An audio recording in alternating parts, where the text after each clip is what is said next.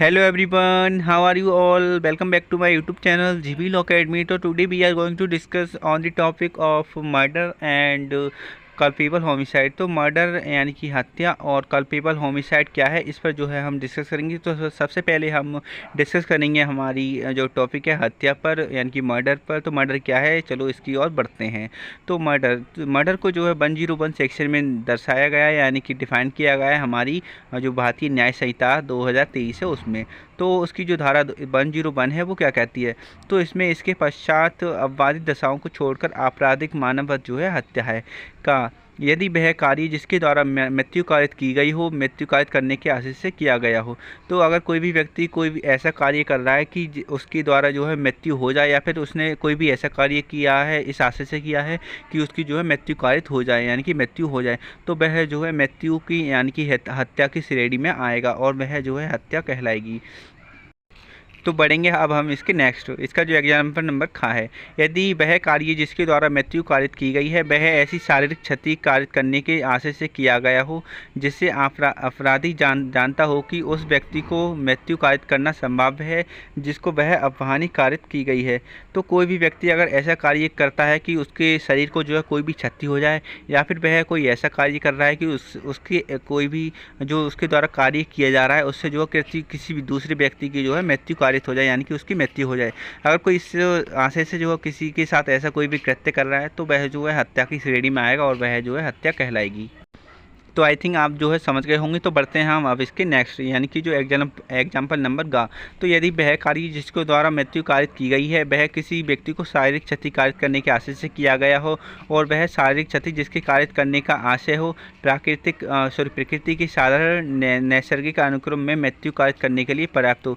तो कोई भी व्यक्ति जो है अगर इस प्रकार से कोई भी शारीरिक क्षति पहुँचाता है कि उसके द्वारा जो क्षति पहुँचाई जा रही है उसके द्वारा उसकी जो शरीर है यानी कि उसको जो है हत्या हो जाएगी या फिर उसकी मृत्यु जो हो सकती है। अगर इस प्रकार से कोई भी अननेचुरल एक्ट उसके साथ अगर कोई भी जो है करता है यानी कि, तो अगर उसके द्वारा अगर मृत्यु होती है तो उसको जो हत्या की श्रेणी में ही रखा जाएगा और वह जो है हत्या कहलाएगी। आई थिंक आप जो है इसको समझ गए होंगे। तो बढ़ेंगे इसके नेक्स्ट यानी कि घा पर। तो यदि कार्य जिसके द्वारा मृत्यु कारित की गई है करने वाला व्यक्ति वह ये जानता हो कि वह कार्य इतना आसन संकट है कि पूरी अधिक संभाव्यता है कि वह मृत्यु कारित ही कर देगा या ऐसी शारीरिक क्षति कर ही देगा जिससे मृत्यु कारित होना संभव है, और वह मृत्यु कारित करने या पूर्वोक्त रूप से क्षति कारित करने की जोखिम उठाने के लिए किसी प्रति हेतु के बिना कार्य करे। तो कोई भी व्यक्ति जो है अगर इस दृष्टि से कोई भी कार्य करता है कि उसको जो संभावना लगती है यानी कि वह जो सोच समझ सकता है कि ऐसे मैं ऐसा कार्य कर रहा हूँ तो उसको जो उसकी जो मृत्यु है वो हो जाएगी। अगर कोई इस प्रकार कोई भी कार्य करता है अगर उसकी मृत्यु हो जाती तो वह जो है हत्या की श्रेणी में आएगा और वह जो है हत्या कहलाएगी, क्योंकि उसको वह व्यक्ति जो है जानता था कि उसके द्वारा अगर ऐसा कोई कार्य किया जा रहा है उसको जो है कोई भी शारीरिक क्षति अगर वो पहुँचा रहा है जिससे कि मृत्यु हो जाए वह जानता है, तो वह जो है हत्या की श्रेणी में आएगा और वह जो है हत्या कहलाएगी। तो आई थिंक आप समझ गए होंगे। तो अब हम इसको एग्जाम्पल के थ्रू समझेंगे। तो का एग्जाम्पल इसका, तो या को मार डालने के आशय से का उस पर गोली चलाता है, परिणाम स्वरूप या की मृत्यु हो जाती है। का जो है हत्या करता है क्योंकि का जो है ये जानता ये आशयपूर्ण जो है उस पर गोली चलाता है कि, और हर गोली चलाने वाले इंसान को पता होता है कि अगर मैं गोली चलाऊंगा तो दूसरे जो सामने वाला व्यक्ति है उसकी मृत्यु हो जाएगी, क्योंकि उसका पूरा इंटेंशन था उसे मारने का, इसलिए जो है ये हत्या की श्रेणी में आएगा और वह जो है हत्या कहलाएगी। आई थिंक आप समझ गए होंगे। तो बढ़ते हैं इसके एग्जाम्पल नंबर खा पर। तो या को तलवार या लाठी से ऐसा घाव का जानबूझकर करता है जो साधारण नैसर्गिक अनुक्रम में किसी मनुष्य को मृत्यु कारित करने के लिए पर्याप्त है, परिणाम स्वरूप या की मृत्यु कारित हो जाती है। यहाँ का हत्या का दोषी है यद्यपि उसका आशय या की मृत्यु कारित करने का ना रहा हो। तो या जो है वो जो है तलवार या को जो है तलवार या लाठी से ऐसा घाव पहुँचाता है कि जिससे कि उसकी मृत्यु कारित हो जाए, क्योंकि जो का जो है वो जानता है कि अगर मैं उसको ऐसा अगर तलवार से मारूंगा या लाठी से मारूंगा और उसको ऐसा कोई घाव पहुंचेगा कि उसकी जो है मृत्यु हो जाएगी। अगर वह उसके द्वारा अगर ऐसा कोई भी कार्य किया जा रहा है और उसको जो है गंभीर क्षति पहुंचती है या फिर उसको मृत्यु करने के लिए उसके लिए जो है पर्याप्त है, तो वह जो है हत्या की श्रेणी में ही आएगा। और उसको जो है अगर कोई भी जो व्यक्ति है उसको मार, अगर उसको जो अगर ऐसे कार्य करने से अगर उसकी मृत्यु हो जाती है तो वह जो है हत्या की श्रेणी में आएगा और वह जो हत्या कहलाया जाएगा। आई थिंक आप जो है इसको समझ गए होंगे। तो बढ़ते हैं हम इसके नेक्स्ट यानी कि एग्जाम्पल नंबर गा पर। तो का किसी मृत्यु हेतु के बिना व्यक्तियों के एक समूह पर भरी हुई तोप चलाता है और उनमें से एक का जो है वध कर देता है, का हत्या का दोषी है यद्यपि किसी विशिष्ट व्यक्ति की मृत्यु कायद करने की उसकी पूर्व चिंतित परिकल्पना ना रही हो। क्योंकि उसमें इस मामले में जो है व्यक्ति ने तोप चलाई है और तोप चलाने से ये हमें जो है आश्रित हो जाएगा कि अगर हम ऐसा कोई कार्य करेंगे तो उसकी जो है मृत्यु हो जाए। तो अगर कोई इस प्रकार से किसी पर तोप चलाता है तो हम सोचेंगे कि हाँ उसने जो है हत्या की है, क्यों और क्योंकि उसका इंटेंशन किसी एक व्यक्ति को मारने का नहीं था, लेकिन एक व्यक्ति मर गया तो वह जो है हत्या की श्रेणी में ही आएगा।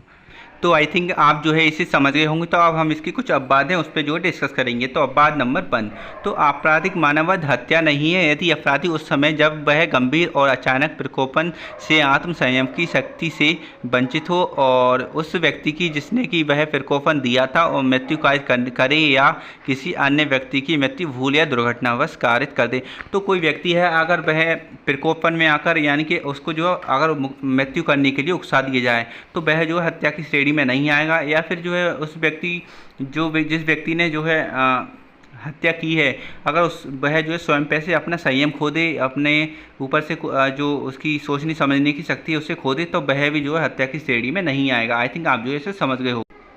तो बढ़ेंगे अब हम इसके नेक्स्ट। तो आप जानेंगे कि जो परंतु प्रकोपन किसी व्यक्ति का वध करने या अपहानि करने के लिए अपराधी द्वारा प्रतिहेतु हेतु के रूप में इप्सित ना हो या स्वेच्छा प्रकोपित ना हो, तो और किसी ऐसी बात द्वारा ना दिया गया हो जो कि विधि के पालन में या लोक सेवक द्वारा ऐसे लोक सेवक की शक्तियों के विधिपूर्ण प्रयोग में की गई हो। तो अगर किसी व्यक्ति को जो है वध करने या अपमानी करने के लिए अपराधी द्वारा प्रतिहेतु हेतु के रूप में जो है इप्सित ना हो या फिर उसे जो है स्वेच्छा प्रकोपित ना हो। अगर कोई व्यक्ति अगर स्वेच्छा प्रकोपित हो जाता है तो वह जो है हत्या की श्रेणी में ही आएगा, यानी कि उसको जो किसी दूसरे व्यक्ति द्वारा अगर नहीं उकसाया गया हो, उसने खुद ही अगर वो उकस गया हो तो वह व्यक्ति अगर ऐसा कोई कार्य करता है तो वह जो है हत्या की श्रेणी में आएगा। तो बढ़ेंगे हम इसके नेक्स्ट। तो किसी ऐसी बात द्वारा ना दिया गया हो जो प्राइवेट प्रतिरक्षा के अधिकार के विधिपूर्ण प्रयोग में की गई हो। तो जो प्रकोपन जो है किसी ऐसी बात द्वारा ना दिया गया हो जो कि प्राइवेट प्रतिरक्षा के अधिकार के विधिपूर्ण प्रयोग में की गई हो। स्पष्टीकरण, प्रकोपन इतना गंभीर और अचानक था या नहीं कि अपराध की हत्या को कोटि में जाने से बचा दे, ये तथ्य का प्रश्न है। तो अगर कोई व्यक्ति किसी को प्रकोपन दे रहा है तो क्या वो हत्या करने के लिए पर्याप्त था या नहीं, इस पर जो है इस तथ्य पर जो है हम उस पर जो है डिस्कस कर सकते हैं। यानी कि उसको जो है ये जो है एक फैक्चुअल एक क्वेश्चन है कि हम जो है इस पर डिस्कस करें क्या ये सच में ये ऐसी घटना थी कि वह व्यक्ति इस प्रकोपन में आ जाएगा कि मृत्यु कर देगा। पढ़ेंगे इसके नेक्स्ट और एग्जाम्पल के थ्रू समझेंगे। यह द्वारा दिए गए प्रकोपन के कारण प्रदीप्त आवेश के आश्रय में माँ का जो है या का बालक है का जानबूझकर वध करता है या ये हत्या है, क्योंकि प्रकोपन जो है उस बालक द्वारा नहीं दिया गया था और उस बालक की मृत्यु उस प्रकोपन से किए गए कार्य को करने में दुर्घटना या दुर्भाग्य से नहीं हुई है, क्योंकि उस व्यक्ति जिस व्यक्ति ने उसको प्रकोपन दिया था यानी कि उसको हत्या के लिए उकसाया था, क्योंकि उसकी मृत्यु नहीं हुई और उसके बच्चे की कर दी उसने, तो ये जो है प्रकोपन नहीं कहलाया जाएगा, क्योंकि उसने जो किसी दूसरे व्यक्ति की जो है मृत्यु कर दी। लेकिन उसे जिस व्यक्ति ने उकसाया था उसी की जो है मृत्यु करनी चाहिए थी, लेकिन उसने ऐसा नहीं किया, इसलिए जो है ये हत्या की श्रेणी में नहीं आएगा। तो बढ़ेंगे इसके नेक्स्ट यानी कि तो का को माँ गंभीर और अचानक प्रकोपन देता है, का इस प्रकोपन से माँ पर पिस्तौल चलाता है जिसमें ना तो उसका आशय या का जो समीप ही है किंतु दृष्टि से बाहर वध करने का है, और ना ही वह ये जानता है कि संभव है कि वह या का वध कर दे। का या का वध करता है, यहाँ का ने हत्या नहीं की है किंतु केवल आपराधिक मानव वध किया है, क्योंकि उसका जो इंटेंशन था उसे मारने का नहीं था, लेकिन फिर भी उसकी हत्या हो गई है, तो ये जो है हत्या नहीं कहलाएगी, आपराधिक मानववध कहलाएगा। आई थिंक आप समझ गए होंगे। तो बढ़ते हैं हम इसके नेक्स्ट यानी कि अपवाद नंबर 2 पर। तो आपराधिक मानववध हत्या नहीं है यदि अपराधी शरीर या संपत्ति की प्राइवेट प्रतिरक्षा के अधिकार को सद्भावपूर्वक पूर्वक प्रयोग में लाते हुए विधि द्वारा उसे दी गई शक्ति का अतिक्रमण कर दे और पूर्व चिंतित बिना और ऐसी प्रतिरक्षा के प्रयोजन से जितनी अफहानि करना आवश्यक हो उससे अधिक अफहानि करने के किसी आशय के बिना उस व्यक्ति की मृत्यु कायद कर दे जिसके विरुद्ध वह प्रतिरक्षा का ऐसा अधिकार प्रयोग में ला रहा हो। तो अगर कोई व्यक्ति जो है अपनी प्राइवेट प्रतिरक्षा में या फिर अपनी संपत्ति की किसी रक्षा में अगर किसी दूसरे की व्यक्ति की जो है मृत्यु कायद कर देता है तो वह जो है हत्या की श्रेणी में नहीं आएगा, क्योंकि उसने जो अपनी जान बचाने के लिए या फिर अपनी संपत्ति बचाने के लिए उस दूसरे व्यक्ति की जो है मृत्यु कायद की है, तो वह जो है हत्या की श्रेणी में नहीं आएगा। तो बढ़ेंगे अब हम इसके नेक्स्ट यानी कि दृष्टांत पर। काक को चाबुक मारने का प्रयत्न यह करता है किंतु इस प्रकार नहीं कि काक को घोर उपति कारित हो।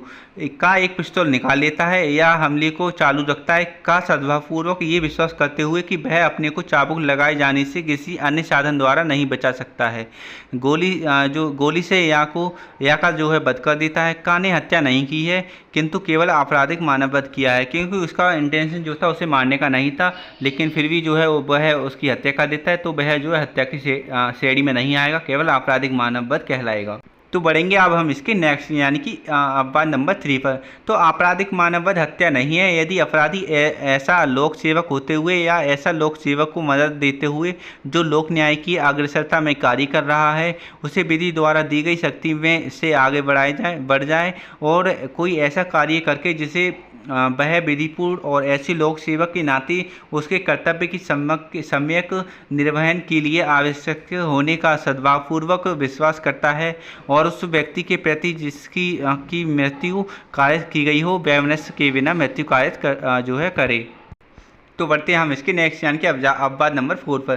तो आपराधिक मानववध हत्या नहीं है यदि वह मानववध अचानक झगड़ा जनित आवेश की तीव्रता में हुई अचानक लड़ाई में पूर्व चिंतित बिना अपराधी और द्वारा अनुचित लाभ उठाए बिना या क्रूरतापूर्वक या अप्रायिक रीति से कार्य के बिना किया गया हो। यानी कि कोई व्यक्ति जो है अगर आवेश में आकर यानी कि अचानक किसी से लड़ाई हो जाए लेकिन उसका कोई इंटेंशन नहीं था, पूर्व नियोजित कोई प्लान नहीं था कि वह जो उसकी हत्या करेगा। अगर कोई इंसान किसी की हत्या करने के बारे में पहले से नहीं सोचता है तो वह भी जो है हत्या की श्रेणी में नहीं आएगा, यानी कि हत्या नहीं कहलाएगा। तो स्पष्टीकरण, तो ऐसी दशाओं में ये तत्वहीन है कि कौन पक्ष प्रकोपन देता है ये हमला या पहले हमला करता है। तो जो व्यक्ति पहले हमला करेगा या फिर उसको प्रकोपन देगा वह जो उसके लिए लायबल होगा यानी कि उत्तरदायी होगा।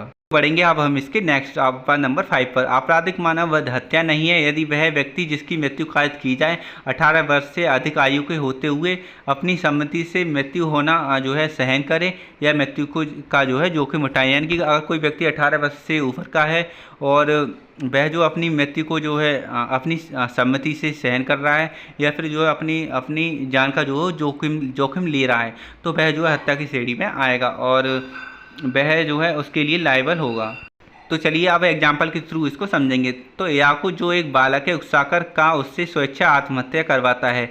यहाँ कम उम्र होने के कारण या अपनी मृत्यु के लिए सम्मति देने में असमर्थ है, इसीलिए का ने हत्या का दुष्प्रेरण किया है, क्योंकि बच्चा नहीं जानता था कि मैं ऐसा कोई कार्य करूँगा तो मेरी मृत्यु हो जाएगी, लेकिन उसने जो है यानी जो एक व्यक्ति सा यानी कि का ने जो है उसको उकसाया ऐसा करने के लिए, लेकिन बच्चा नहीं जानता था कि ऐसा करने से मेरी मृत्यु हो जाएगी।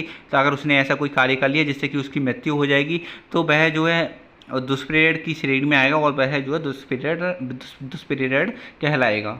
तो अब हम बात करेंगे आपराधिक मानववध पर। तो आपराधिक मानववध क्या है यानी कि कल्पेबल होमिसाइड क्या है, तो उस पर जो है डिस्कस करेंगे, तो ध्यान से सुनते रहिए। तो आपराधिक मानववध को जो है सेक्शन 110 में डिफाइन कर दिया गया है BNS के 2023 के। तो जो कोई किसी कार्य को ऐसे आशय या ज्ञान से और ऐसी परिस्थितियों में करता है कि यदि उसे उस कार्य से वह मृत्यु कायद कर देता है तो वह हत्या की कोटि में ना आने वाले आपराधिक मानववध का दोषी होता।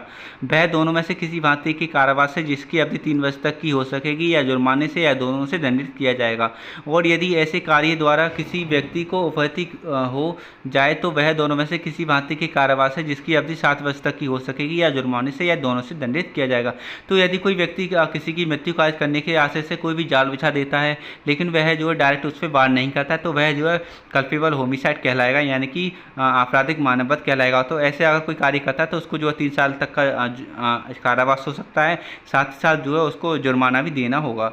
और दृष्टांत तो का गंभीर और अचानक प्रकोपन पर ऐसी परिस्थितियों में यहाँ पर पिस्तौल चलाता है कि यदि तद्वारा वह मृत्यु कायद कर देता है तो वह हत्या की कोटि में न आने वाले आपराधिक मानववध का दोषी होगा। का ने इस धारा में परिभाषित अपराध किया है। तो का ने जो है गंभीर और अचानक प्रकोपन पर यानी कि उसको जो उकसाने पर ऐसी परिस्थितियों में यहाँ पर जो है पिस्तौल चलाता है, क्योंकि उसको जो है उकसा दिया गया था काम करने के लिए यानी कि गोली चलाने के लिए, और उसने जो है उस पर गोली चला दी। अगर क्योंकि उसका इंटेंशन नहीं था उसे मारने का, लेकिन उसने उकसाया और उस पर गोली चला दी, लेकिन उसकी मृत्यु हो गई, तो वह जो है हत्या नहीं कहलाएगा और ये जो है कल्पेबल होमिसाइड यानी कि आपराधिक मानववध की श्रेणी में आएगा और आपराधिक मानववध कहलाएगा। तो आई थिंक आप जो है समझ गए होंगे। अगर आपको वीडियो अच्छा लगा हो तो प्लीज़ चैनल को सब्सक्राइब कर दें, साथ ही साथ वीडियो को अपने दोस्तों के साथ शेयर कर दें। और तो मिलते हैं हम अपनी नेक्स्ट वीडियो में, तो अभी के लिए थैंक यू, बाय बाय।